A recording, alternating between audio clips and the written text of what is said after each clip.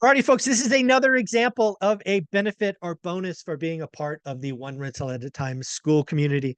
Every week, you're going to get the opportunity to talk to at least one and probably two of my millionaires. And what do I mean by that? Well, folks, you're going to watch this interview live and you could put comments below. Folks, if you want to ask Jason a question about how he started from nothing, working with his spouse, how he just had a $200,000 month in this crazy economy.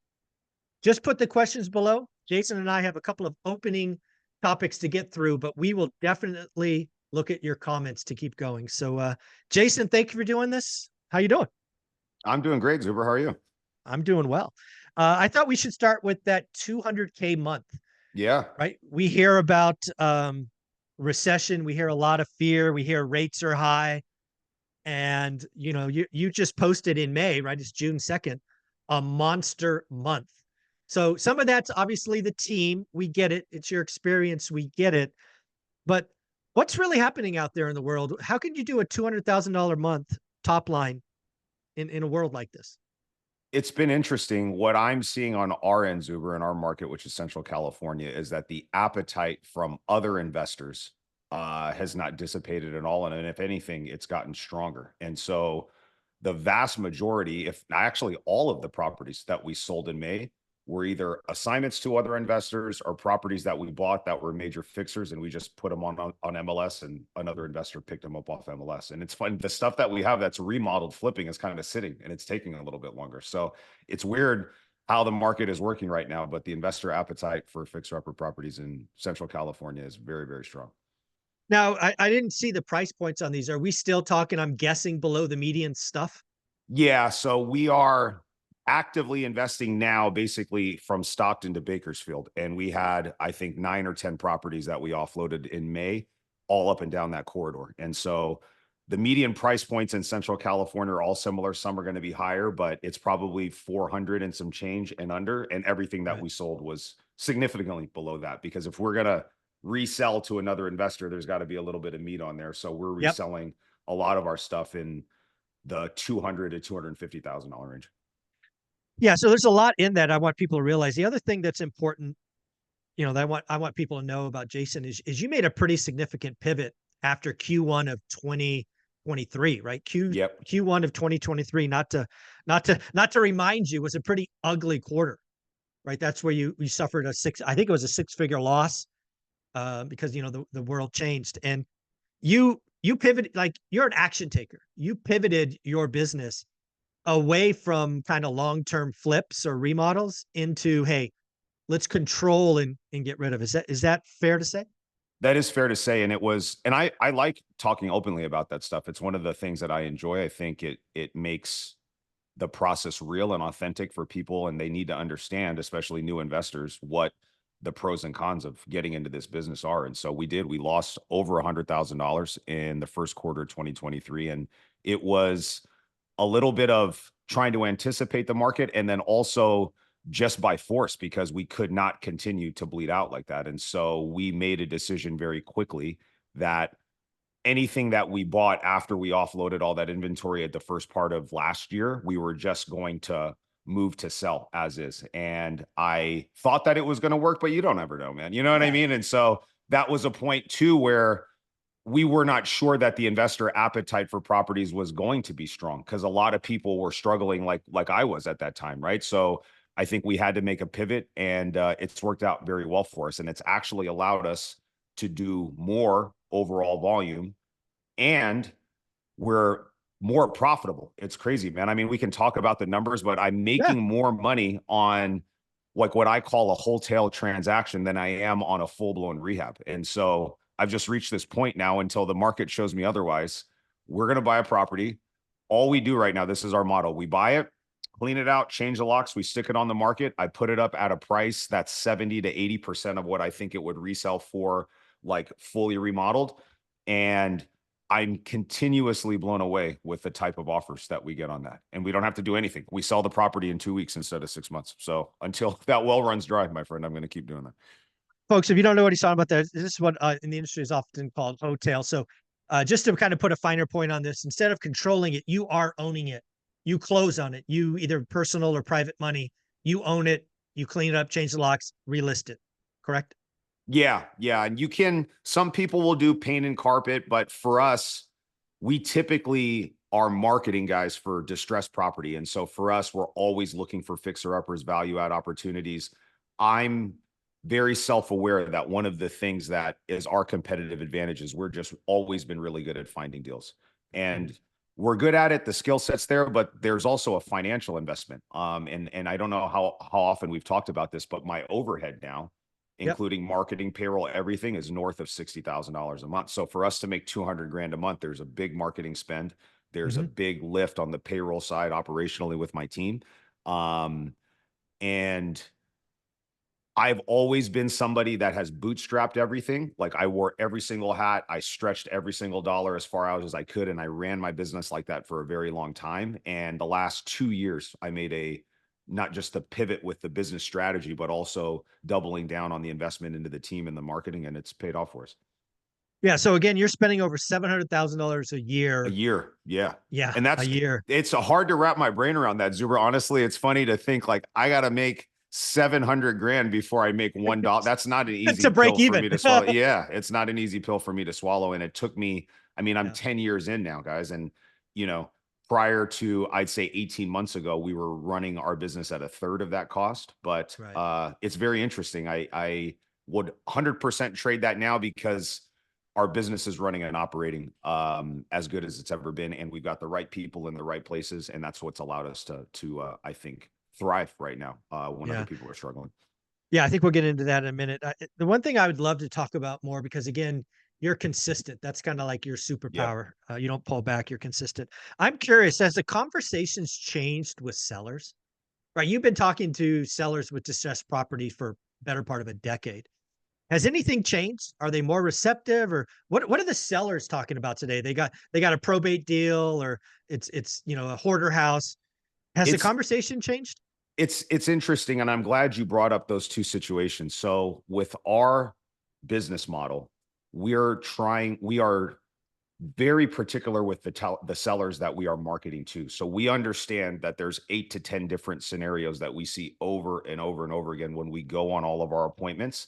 And it's unique because the economy does play a factor and interest rates do play a factor regardless. But when you're inheriting an unwanted property, or you're a landlord that's going through an eviction with a tenant, or you've got a number of code violations on your house and it's in physical distress, the decision making process for a lot of those sellers is different than a lot of maybe more retail sellers that are going on MLS and listing. So the conversation for us has always been about uncovering their motivation, determining like what pain is going on and how do we problem solve, offer a solution that solves their problem. And if that involves buying their house, then it's just working through that. And so I think for owner occupied sellers, because we do talk to a lot of sellers that are aging up, and then we call it like our empty nester list, right? We can put into property radar, hey, we want owners that have owned property for 20 years. They're this size property, the owner's this age, and looking to maybe downsize. I think those sellers are kind of stuck because they're not making a lateral move. But the other motivated sellers that we typically talk to, the conversation I do think is a little bit different, and it's more about what is motivating them to sell and how do we solve their problem than economic factors, right? Yeah. You've got a tenant that hasn't paid you for 6 months. You don't care what the interest rate is. You know what I mean? It's like, I need to get rid of this and move on, and I just want to be done with it. So that's our business model. Yeah.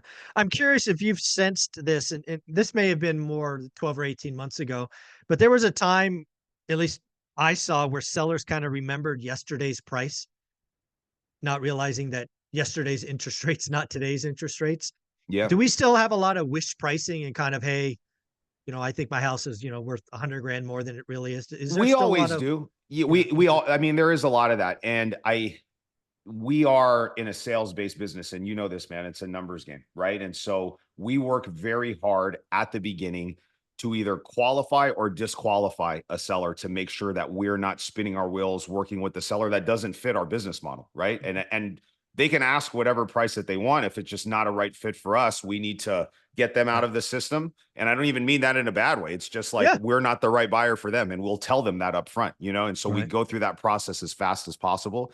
And I do think that's what that's a competitive advantage that I have is we have a machine set up where we have so many leads coming into our system.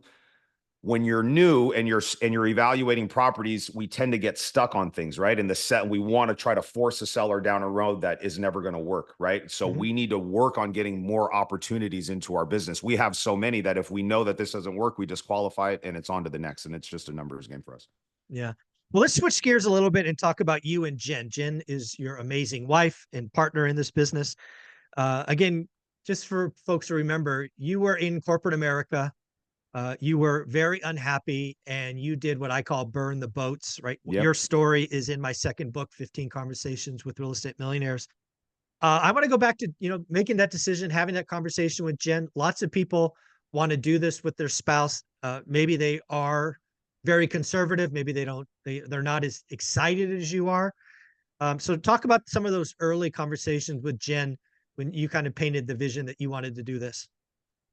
Yeah, I think I'm definitely the visionary in our relationship, but you have to have somebody that's going to be there to support you. And I think the early conversations for us was me being just honest and upfront with her and telling her, hey, this has always been a dream of mine. It's always been a passion of mine.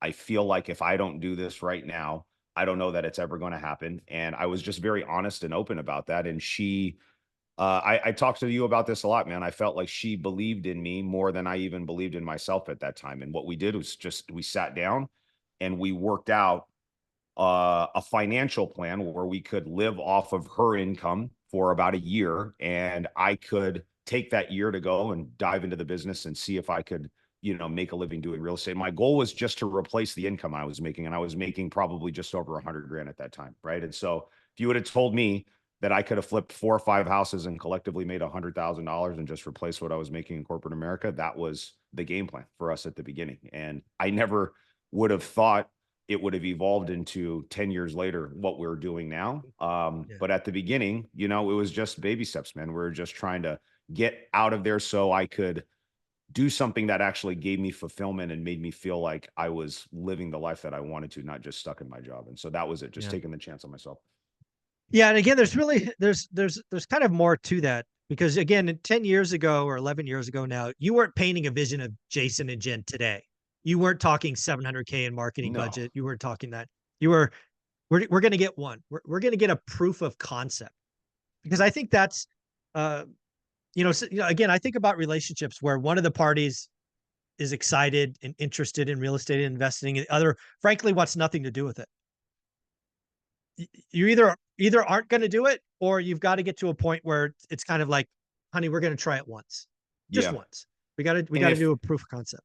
what I'll say for those of you guys that are on this call, if you're like me, the driver or the visionary, right? And you're in the midst of that conversation or still in the early stage of it, proof of concept is the most important thing. You have to get to proof of concept as fast as possible because once we closed that first deal, and this was 12 months into it, and we talk about that a lot too, and we had I think we made like 50 something $1,000s on this first flip. I had never seen $50,000 ever in my bank account at one time. You know what I mean? And so that Yeah. was such a powerful moment for all of us where it was just like, this is real. You know what I mean? And so it's like getting that first domino to fall is huge because you get such a momentum boost. You just get all of these different things that happen that come from that. So your focus has to be, how do we get this first deal under our belt as fast as humanly possible in a safe and responsible way? You don't want to be reckless, but you just have Yeah. to work. You have to work to get that deal under your belt.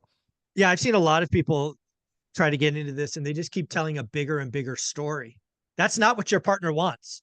No, They want security. They want proof of concept. They're like, we need one. results, not more talk. We're good talkers. That's the other thing. Like I'm typically like a good talker. So for me, it's good and I could talk a good game. And at the beginning, it's great, but it's It's like all after talk. a certain point. Yeah. Yeah. And we talk about the story where Jen was like, dude, this is enough talk. You need to go make some money like 10 months into it. Right. And I've Yeah. told that story before too. And so it's like, we need to see results. And that's our job is to produce that result. Yeah. Yeah. Again, I think a lot of people would do a good service to their partner by focusing on one. We're Yeah. just gonna like don't after the proof of concept, you can think bigger, but let's make sure that first one is done, first one's successful. I think that That's that right. needs extra focus. Well, it looks like Catherine's got her hand up. I'll be interested to see. Catherine, you have a question? Catherine, how are you? It's good to see you again. I think you're Oh, muted still. oh, I think I need to unmute her. Yep. Oh, there she is. Hi, Catherine. Hi, good morning, Zuber. Good morning, Jason and Good everybody. morning. Good to see you. Jason, you crack me up. I think you're my spirit animal, to be honest. You and Jen are me and my husband in And reverse. vice versa. I remember having this conversation with you. Yeah. Completely. My husband is the uber conservative one in our relationship. I love him dearly for it. And I'm the visionary, the go-getter, and he's conservative and likes his Excel spreadsheets but I love that term, proof of concept. And this concept resonates with me, I think, a little more for now, maybe, than maybe a long-term rental. I want to get into long-term rentals eventually, but this may be the, the gate toward it. And frankly, I love houses. I've renovated a few houses. I like the idea of it. I've been in real estate brokerage for a number of years. So I think this would work for us. And I think if I could just get one under our belts, maybe this would be the way to show my husband that we could do this. I did have a couple of questions about you pivoting from long-term flips, instead of like full renos or what have you, and into this wholetailing, you call it. Yeah. So you just buy them, clean them up, maybe at most paint and carpet. And then you own them and then you relist them. So when you relist them, are you putting them on an MLS or are you going to a real estate investor group, or how are you doing that? That's a good question. So I'm a big believer that MLS is where we want to sell as many of our properties as we can, because that's when we're going to get the most exposure, right? So I think trying to do an off-market sale for me, once I acquire that, it'll work, and sometimes it's easy, and we'll do that when we have not closed on the property. Like if we're just assigning our interest before we actually close, then that typically will go off-market directly to an investor. But the ideal buyer, honestly, for these types of properties that we're talking about isn't another flipper, because another flipper is going to pay the same. They're going to want to get it at the price that I got it or close to the price that I got it, right? And the reason why MLS is such a valuable resource for these wholesale properties is because you have many different profiles of buyers out there, right? You can get an owner occupant buyer that's sitting on cash, that is just getting beat out constantly after property after offer. They're making offers and they're just getting beat out. And you can't finance the properties, at least most of the ones that we're selling now. And so it gives them an opportunity. Maybe they're handy, they want to make the house their own, and they're sitting on some cash and they don't need to buy it with this huge profit margin built into it. They just want to get a decent deal and have some room in there to fix it up. Or another example would be like a contractor buyer, right? A contractor investor. So these are investors that typically pay cash, so they don't have a lot of the holding costs that we have. We're not borrowing private money or hard money. They're using their own money to fund the deal. And so when they're using their own capital, they typically can pay a little bit more because they don't have to account for $10, $15, $20,000 worth of interest or holding cost, right? So their price point can go up, and they're doing a lot of the work themselves, right? So it's going to be cheaper than me, who I'm not going in there and swinging the hammer, right? I got to hire a contractor. My price of the rehab is going to be more than a contractor buyer because he's going in there doing some of the work. He can get the price cheaper because he's running those projects a little bit more efficiently than we are. And those buyers typically will pay a little bit more of a premium. And so we just like to get it out on MLS and, and then go from there. And for those of you guys that are interested in this strategy, my rule of thumb is, depending on the condition of the house, whatever you think it would be worth fixed up, if it were fully remodeled as a flip, take that price, multiply it by 70 to 80%. And if it's a little bit cleaner, list it at 80%. If it's a little bit rougher, list it at about 70%, right? And that has worked very, very well for us. I can show you guys my numbers, and we've been tracking this very closely. We're making $42,000 on our average wholesale, and our average flip, Zuber, we're making like 22 grand this year. This is 2024 numbers. It's pretty crazy, actually. So when you advertise on the MLS, how are you what kind of remarks are you putting? Are you putting in there like, needs some love or Yeah, something? investor special, cash only, diamond in the rough, fixer upper, all the keywords that you see when you see kind of fixer upper houses that are on there. And because at least in our market, Central California, we have a very big supply issue, and especially in these lower price points, there is just nothing available on the market, and so that is working in our favor. Right? That was what I was banking on to speak to the point of the that we made. I was like, there's nothing available, so let's just see what happens when we that pivot in 2023. May I ask one last question Of then? course, yeah. So how do you, of course, for you, it may not be an issue, but for us, we have a little capital we can work with. But so how would you recommend for us small time investors, how do we work the financing on this kind of thing? We have a little capital of our own. What would you recommend? You couple different routes that you can go.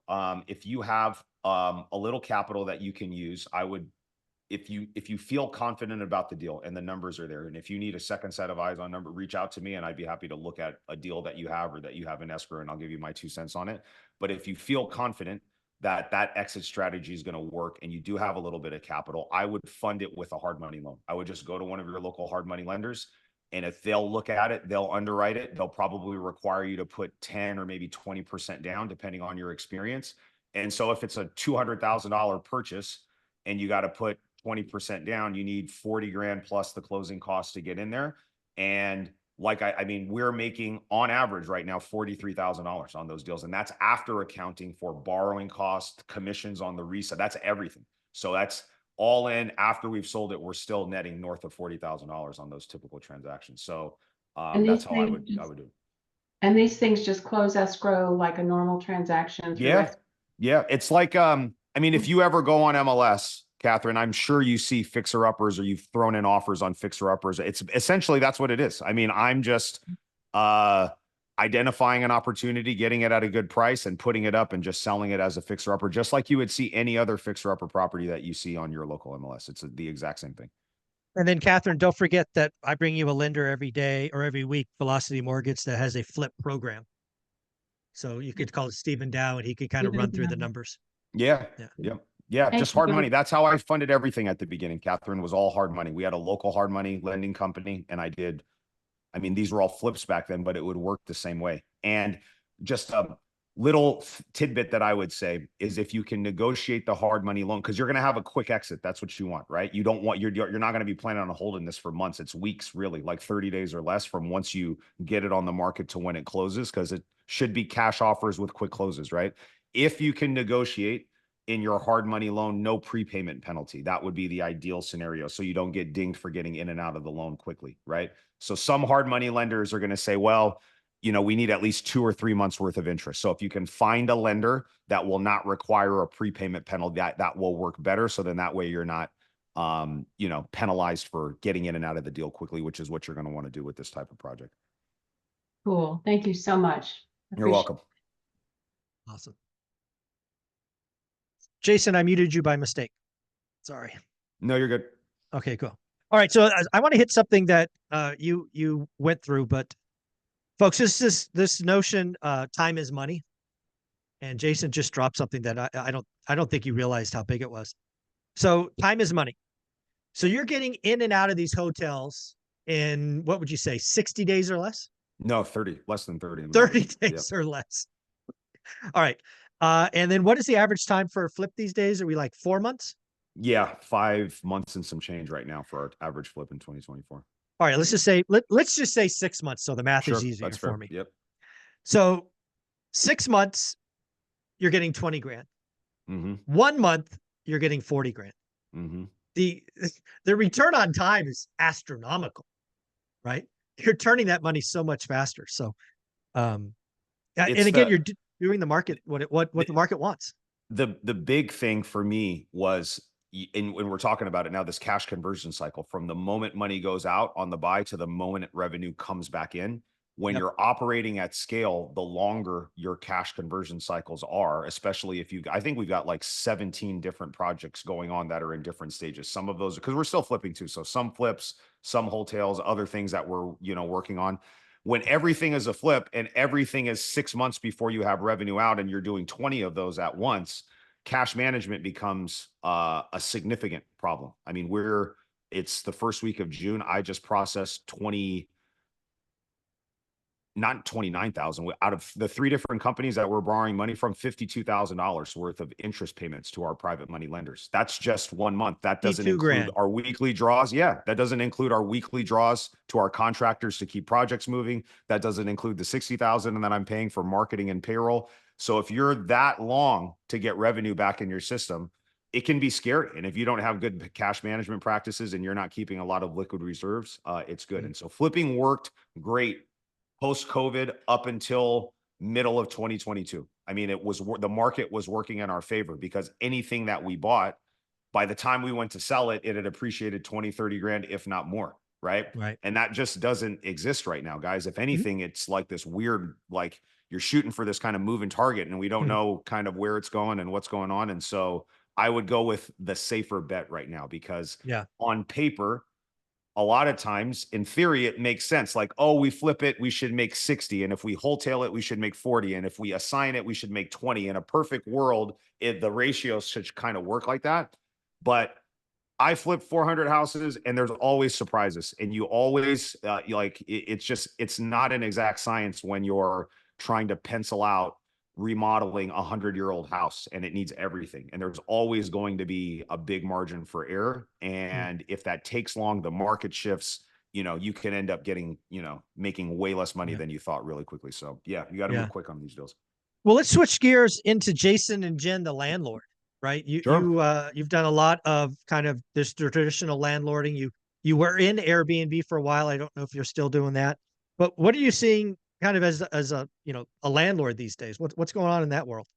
We're still doing Airbnb. We still got all of our rentals. We self-manage all of our rentals minus the stuff that's out of state. And a handful, we have a 12-unit building in Stockton. Stockton's 2+ hours away from us. So it's just easier for us to give that to management. But the vast majority of this stuff is in Fresno where we live and we manage it with our team. And what we're seeing is a incredible growth in the rents that we can get. And I'm sure you've seen that with your rentals out here too, Zuber. I mean, some of the very first rentals I bought were in 2016 and I was buying, 2-bedroom, a lot of single family houses. That's what I started with, right? 2-bedroom, 1-bath house. And I used to rent a 2-bed, 1-bath house for $800 to $900. And now I am renting I just rented a 2-bedroom, 1-bath unit in a 6-unit apartment building that we own for $1,550 I mean, it's been 8 years, but it's just almost doubled, and it's it's pretty crazy to see how much rents have gone up, how much demand there is for rentals in our market. And it's all good things for us. I mean, we've just become better at landlording. I mean, you do anything for a longer period of time, ideally you're going to progress and grow. And our team's got a pretty good system dialed in. I mean, we have to manage all of our units. We've got one virtual assistant and she does a bulk of the heavy lifting on the front end for marketing the property, screening tenants, setting up showings, gathering all their information. And she literally sends us a tenant package that says, here's the ID, pay stubs, application, credit check, background. And she says, here are applicants. Here's who I like. You guys pick who you want. And then they put them in there for us. So we've got a pretty good system down there. I'm curious if you've seen any kind of pick up or down in rent collection in the last 60 or 90 days. I'll share with you. I started a couple more evictions here in the last 90 days, kind of above trend. I don't know if that's just my portfolio or something else is going on. I mean, it's I'd say normal for us. I haven't noticed anything above what feels like what normal is. I mean, we've always got something kind of going on. When you've got the amount of units that we do, there's always going to be a handful of issues or fires that you're putting out. Nothing crazy. And I attribute that to, again, us just being better at identifying and putting the right tenant in. I think that's a big thing. I think a lot of times when we're new, we just don't have the experience to qualify what's a good tenant versus what's a bad tenant. We can read it on a blog but then just getting the experience and getting the feel kind of right. Like there's a science to it, but I also think there's a feel or an art to it that you just develop over time and you just build up an instinct for what's good. And then we use all the other data that we collect to help support that decision. And You know, we've been good. I mean, obviously you're always going to have stuff when you have a Yeah. landlord, but it hasn't been overly problematic. And evictions for us, I mean, I don't want to say they're fast, but they're, you know, they weren't what they were before. So it's Yeah. like now it's not like a 6 to 9 month wait or whatever because of a backlog. It's kind of back to normal now. Yeah, I agree with that. Back to normal, sort of 3 months or less.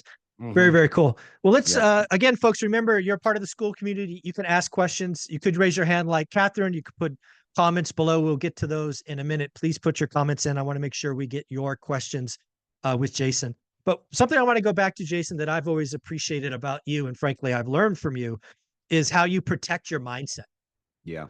right? Not only in the beginning, but during this journey to even today, right? Go through a six-figure loss, you pivot, you move on. What are some things that you do to actively manage your mindset and kind of check yourself? What do you do there? It's funny. I just did a presentation on this yesterday. And so a lot of this is fresh in my mind. So, here's how I've developed, uh, what I would consider a strong mindset. And for me, this is the foundation of everything else that our real estate business is built on.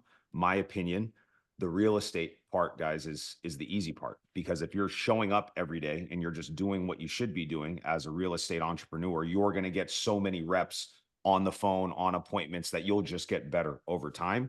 The hard part has always been when you don't feel like showing up, or you got in an argument with your spouse, or your kid did something crazy at school, or just when life throws all the curveball that life throws in your way. How do you continue to show up consistently, whether you feel like doing it or not doing it? Right. And that's where mindset comes in. So how I control my mindset is, the word that I like to say is alignment. So we need to be in alignment. Our thoughts, our feelings, and our actions all need to be in alignment. So what I'm thinking, how I'm feeling, and what I'm doing every day all need to be aligned and pointed at the same goal. And when one of those things is off, right?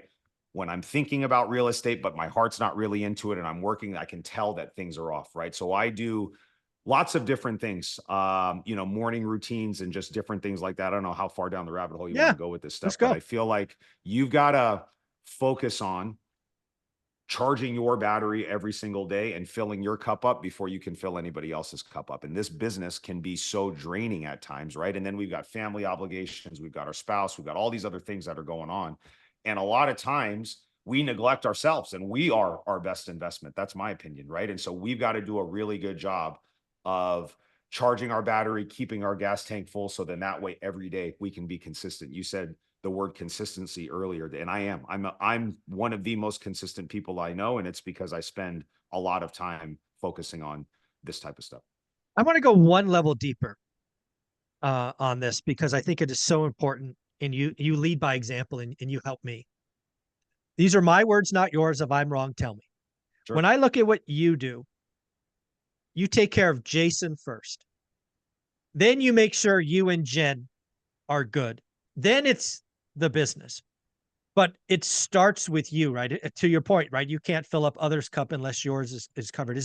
Do I have that right? Is it kind of That's nested that way? 100% right. That priority is right. It's like me first. And I don't think that that's selfish, because I can't serve my family. I can't serve my team or my business if I'm not taken care of. Right. And serving, for me, I'm talking about an hour in the morning, guys. You know what I'm saying? It's not like we're like doing something crazy. It's like I get up a little bit earlier and I have some time to myself, and I have a routine that I go through, and then I go exercise and work out, and then I'm working at 8 o'clock, 8:30, 9 o'clock. Right. So it's not like this crazy thing, but that is what I do. And then I've always made my relationship with my wife and my family a priority, because if that's off, then everything else is going to be off. My business is going to suffer if my marriage is not where it needs to be at. Right. So I make sure that's a priority. And when those two things are done, I can go. Jen will let me go, and just like, that's it. She's like, if we're good, she'll be like, she knows that this is what I love to do. You know what I'm saying? She knows that this is how I get fulfillment, and she knows that this is my passion. So when our marriage is in the like a great spot, then she's like, go do your thing, and then I'll be here when you're ready. And so it's like those three things in that order would be a really good way to put it. And I think you're going to have to figure out, for everybody here that's on that call, obviously start with yourself, and then get all the other stuff in order, and then just go from there. Very, very cool. Ralph, we'll go to you in 1 minute. We're going to go to a comment first, and then Ralph, you'll be up next, just so you know the timing. We're going to go to a question from Mark. How important is networking in real estate investing, and how do you go about it? It's huge. I've never been involved in a business where relationship capital was more important than Mhm. I found it to be in the real estate business. And so relationships are everything. You hear that a lot of times. And then when you're new, especially like for me, I'll speak for myself. I was never really a big networker before I got into real estate. So I don't want you guys to think that I was like always this person that was out there. I was the exact opposite of that. Actually, I hated going to networking events. Zuber, you and I talked about it because like I would do corporate sales and then we would go to all these different things. And it was just like, I just really disliked that stuff. And here, how do you go about it? I think was the question. So the first thing that you need to do is, I think, find a local real estate community that you can tap into. Okay. And so you need to, and it's never been easier than I think it is now to do that. You can go on meetup.com, you can go on social media, you can search on the internet, and everywhere. I mean, there's going to be 1, 2, 3, even in small markets now, real estate investor groups, right? And if there isn't one in your market, create one. And that's even better, because that's what I did. Like with our, I guess I don't want to say I created it. I took over one that was floundering and that had basically died on the vine. And then I breathed life back into that. And so it's, you got to tap into that first. I think that's step number one. Yesterday, I spoke at an event here in Madera. This is a city about 30 minutes away. I was one of the speakers at the event. There was 100-something people there. You go, there's usually 30 minutes of networking at the beginning. Then the speakers go up and talk, and then there's more networking afterwards, right? So you go to those things with the intent of, let me learn one thing, right? Let me pick up one thing from whatever the speaker is going. Whatever the speaker is talking about is going to provide value, but the real magic is always going to be the relationships and the connections that you make there. And then when you go to those, you have to be very intentional about what you're there trying to do. And so I would say one nugget and one relationship is what I want to walk away with for something like that. So what I've always found, right? If you get up and you talk to somebody, there's always usually one person. If you're networking and you're getting out of your comfort zone and you're being intentional about meeting everybody there that's in that room, there's one person that's usually going to stand out. That's like, wow, I connected with this person. I vibe with them. I like what he or she had to say. And then you have to get outside of your comfort zone, connect with them, and then nurture that relationship outside of that meeting, right? So it isn't enough just to shake a hand and say, hey, it was great to meet you. That is not a relationship. A relationship is, hey, let me get your connect, like your phone or your social media or whatever, send them a message, say, hey, it was great meeting you. I'd love to sit down, grab a coffee, or set up a Zoom call or maybe a lunch and see how our two businesses overlap, and then go from there. And you just do that over and over and over and over and over again. And the more of those meetings you take, the people you meet with will eventually connect you with other people, the more events that you go to, and it just starts to grow. And eventually your relationship capital and your network will start to build from there. And that will lead to, first, the biggest thing for me, like tangible benefit, was private money. That was the very first thing that was like the biggest value for me. You would be amazed how many people are at those events that don't want to do all of the dirty work that Jason and his team are doing, but they want to be involved with real estate. They've got some capital, and they want, once they understand the scope of like what's being involved with flipping the amount of houses or buying as many houses as we do, they're like, I just want my capital to work for me. And so then we form those partnerships there. Deals will come from those things. JV partnerships will come from those things. It's lots of different benefits, but it's huge, really, really big part of the business. Oh, I think it's so important. I put it as rule number 3 on my ORaaT rules, and I still challenge people, try to meet 2 new people a week, right? Rule number 3. It's never been easier. Ask for referrals. If you meet 2 new people a week for a year, that's 100 people. And not only do you get all this, access to capital, but you're also in a group where some people are ahead of you and some people behind you. You got to be in the right communities. That's everything. The other thing that you guys can do is this right here. This is the most powerful tool that we have. And I know a lot of us are connected on social media, or maybe you found Zuber on social media or connect with me or whatever. A more efficient way than going to like 1 or 2 networking things a month, which is probably the most that's going to be in your market, is connect with all the people that are active on social media in your real estate market and reach out to them. And I mean, all you need to do is sit on your phone and do a little bit of research to find out who those people are, right? And connect with the high performing agents, connect with the agents that are constantly putting those fixer upper properties on MLS, right? Start taking an inventory of all this stuff, right? Who are the people in your marketplace that are actually doing the things that you want to be doing? Identify who they are, reach out to them, and figure out, after kind of looking at them and their business model, how do I provide value to this person? Is there a way that I can provide some value to this high performing person in my market, and lead with your first point of contact, your first outreach, lead with whatever you think that value is, right? And that's the difference between like catching like my attention or somebody like Zuber's attention when we get so many people reaching out to us. It's one thing to be like, hey, can I take you to coffee and pick your brain? You know what I'm saying? Like that is way less intriguing of a proposition to me than somebody that's actually taken some time to think about, like, look at all this stuff that Jason's doing. I see a potential area of opportunity here. I'm really good at this thing here, right? Let me provide some help here. That's going to, that's going to stand out a lot more. So lead with that. And then I think you'll get further, especially with higher performing people.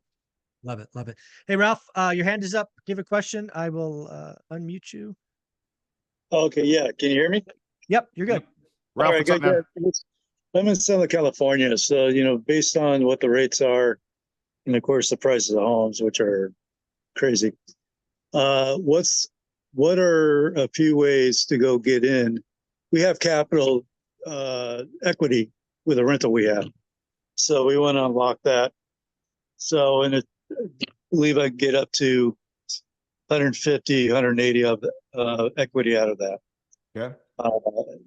So markets, or because it's pretty tight. So any ideas? What market specifically are you in? Where in SoCal, Ralph? Well, I have Lake Isabella. So that's been an investment since it's been inherited to me. So short story, parents were going to retire there, decided not to. It's always been a rental. So it's sitting there free and clear. So now it's just a matter of either I look in that area. It's a small community. There are possibilities, or Bakersfield.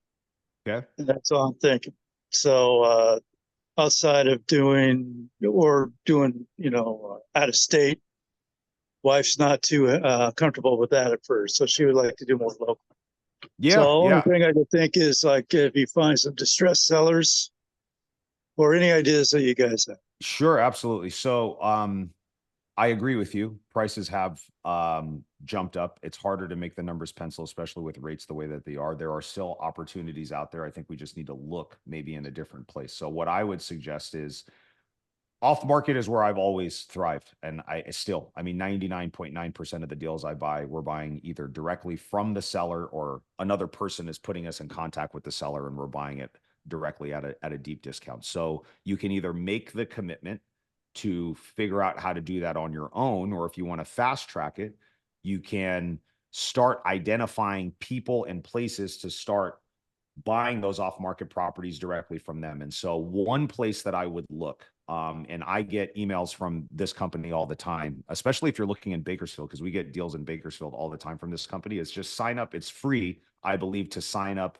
as a user to be able to buy properties on a company called Investor Lift. Investor Lift is one of the biggest off-market marketplaces for distressed properties. And so a lot of the biggest people that I know in Bakersfield, we do lots of business in Bakersfield, are moving their properties on Investor Lift. And so you can buy something right now. You can go in there right now and look at all the available inventory in Bakersfield right now.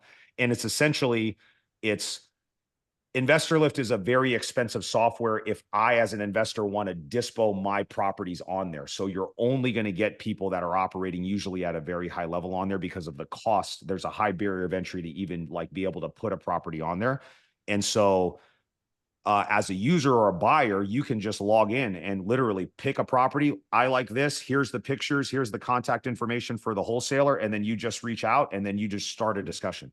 And that just the action of doing that, Ralph, even if you don't pick something up from there, having that discussion with that wholesaler, a lot of times, if you create a good connection, and again, going back to the word relationships that we're talking about, you can work your way into, like, we have what we call a VIP or an A buyers list, right? Where before we blast it out to everybody, because we've done business with these people before, we give them first crack because they've performed, they bought our properties before, we know that they're reliable, right?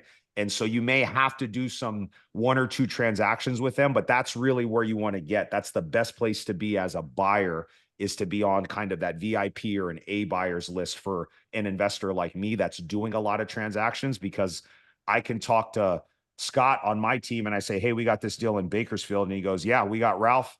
He's been great. I'm going to send it over to Ralph before we blast it out to everybody, because we don't want to get dragged out either, dude. We don't want to send it to somebody, have them drag us out in escrow, like not perform the day before we're supposed to close, and then we're scrambling to try to do the right thing by the seller. So we want to work with reliable people. So I would say start, Ralph, with maybe going on Investor Lift. I think you have to figure out what market you're going to go in. I like Bakersfield better than Lake Isabella. So if you're asking me between those two things, I would say Bakersfield is a really good place to start.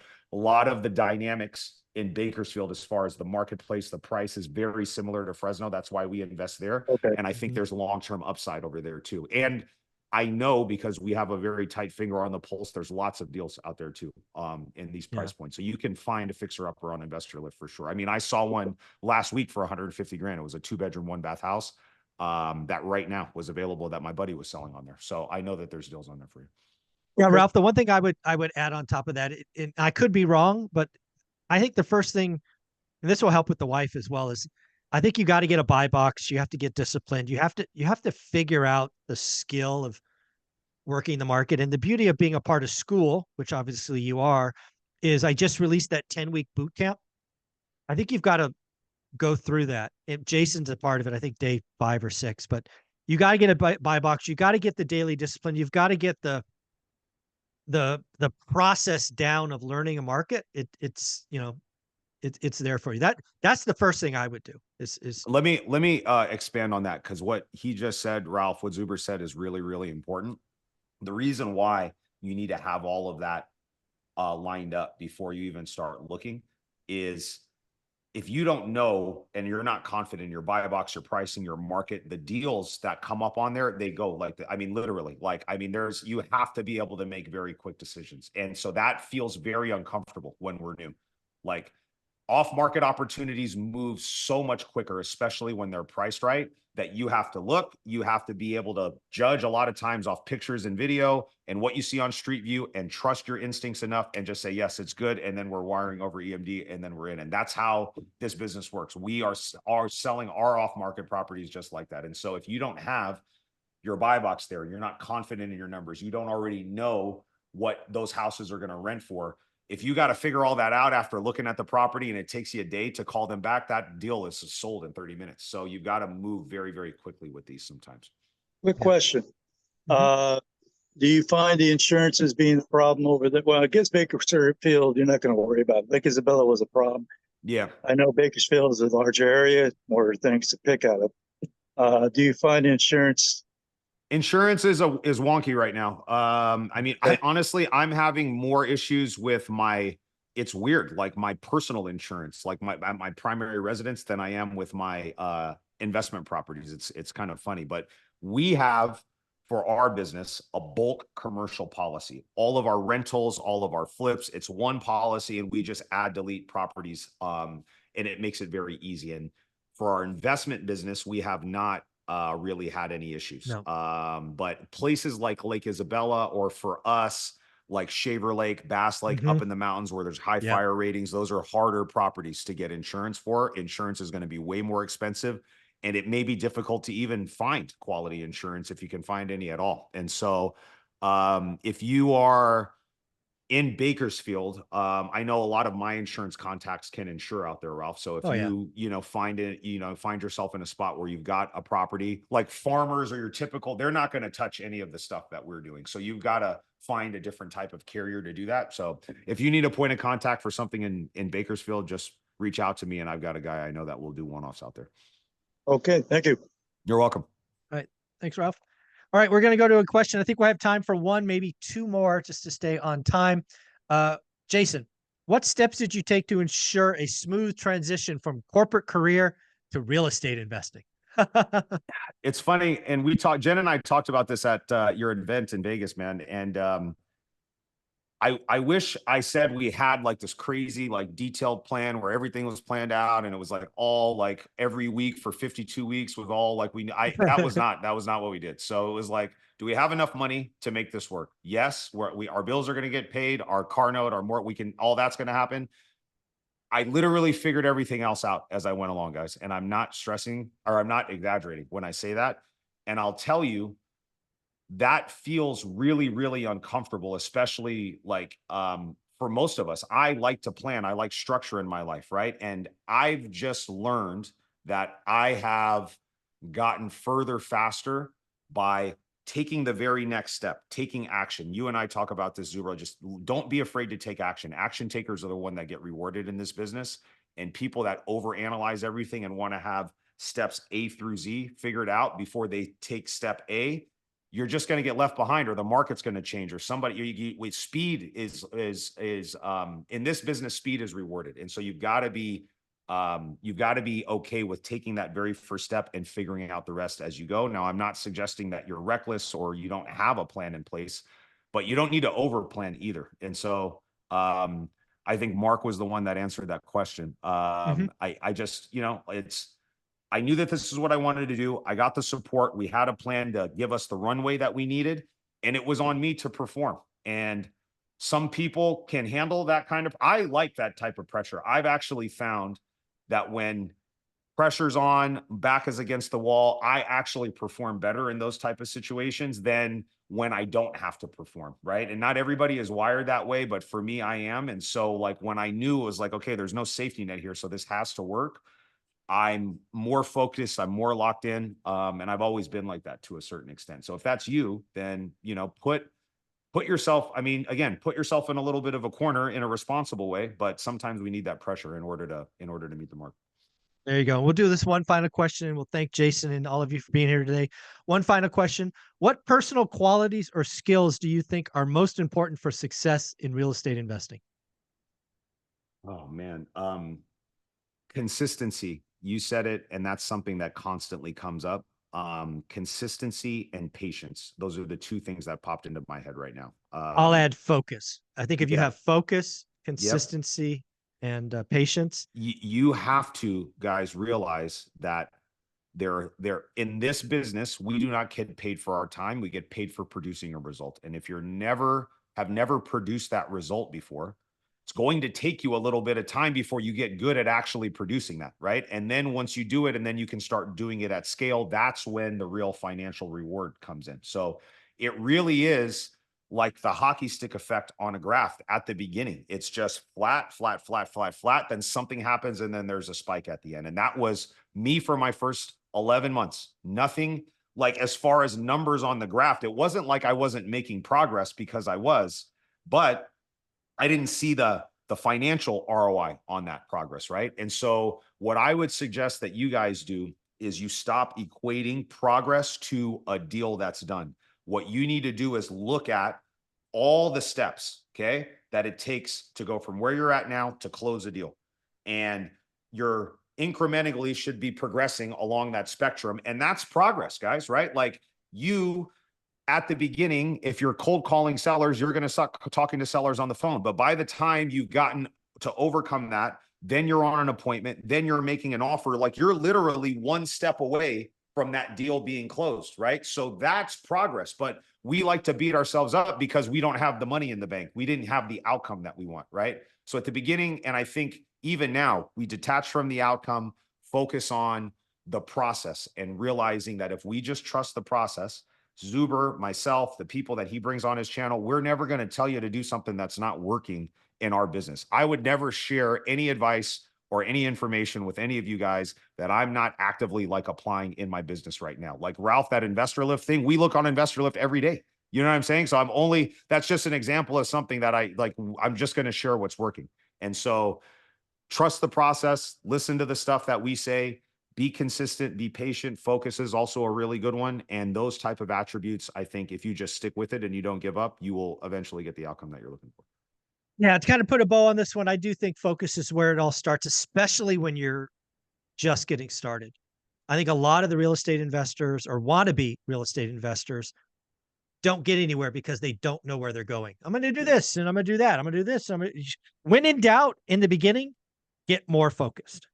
Because when you're more focused, you get more at bats. You can learn more from For me, that's where it starts. That's a Jason, really dangerous place to be because you're tricking yourself into thinking you're being productive when you're not really being productive. exactly. You're busy, you're not productive, right? You're bouncing around doing a bunch of stuff and it feels like you're doing something, but you're not really moving the needle, right? And so I'm successful because at the beginning, I focused on finding deals. That was it. And for most people, that's step one. And if you're not good at finding deals, nothing else matters at this point, guys. Literally nothing. The financing doesn't matter. None of that matters. Like, figure out how to get deals first. And then once that domino falls, everything else will start to fall in place afterwards.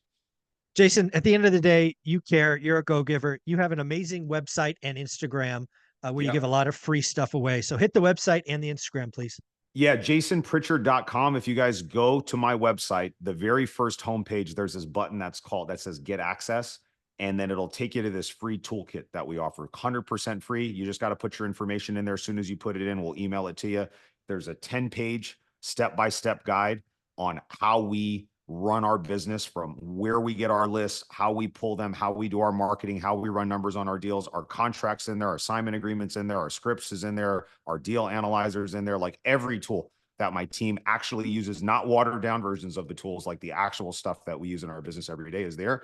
That would be the biggest thing that I can give you guys right now to start doing some of this stuff. And then on Instagram and Facebook, it's just my name, Jason Pritchard. You guys are more than welcome to reach out, message me. I love being a resource to you guys. I love helping out, answering questions. So if I can be a resource, reach out and I'd love to do it.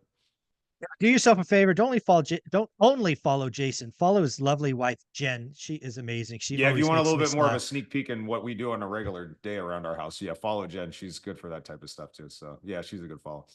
All right, guys. Take care of yourself. Have Appreciate an you amazing guys. day. Thank you. Thanks, Bye. guys. Mhm.